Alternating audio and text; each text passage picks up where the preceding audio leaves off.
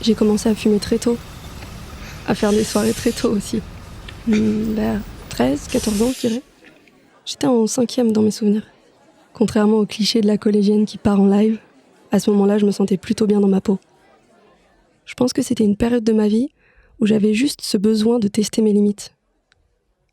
Avec mes potes, je faisais pas mal de soirées, en cachette, dans des endroits improbables d'ailleurs. À l'époque, on n'avait pas encore nos appartes. Alcool, weed, on tournait à ça toute la soirée, sans limite. On se rendait pas compte à cet âge-là. On passait vraiment des moments de ouf, même si parfois, ça partait trop loin. Et genre vers 22 ans, c'est là où ça a commencé à partir en vrille totale. Déjà, je me sentais plus à l'aise dans ma vie et dans ma bande de potes. J'ai commencé à faire des petites crises de parano. J'avais l'impression que les gens qui étaient mes amis, finalement, me voulaient toujours du mal. J'étais persuadée qu'ils parlaient sur mon dos.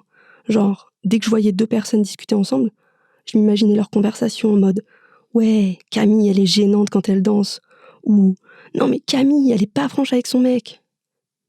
Et une fois, je suis partie en roue libre. J'ai cru qu'une de mes meilleures potes voulait me pousser par la fenêtre. J'ai commencé à avoir une grosse allue. Je la voyais se diriger vers moi à toute vitesse alors que j'étais sur le balcon. J'ai hurlé de peur, j'ai crié, j'étais tétanisée. Mes potes ont direct appelé les pompiers. Quelque temps après cette histoire, le verdict est tombé. J'étais choquée. On m'a diagnostiqué schizophrène. Maintenant que je suis suivie, ça va de mieux en mieux. Mais avec du recul, commencer à fumer aussi jeune, ça a forcément dû jouer.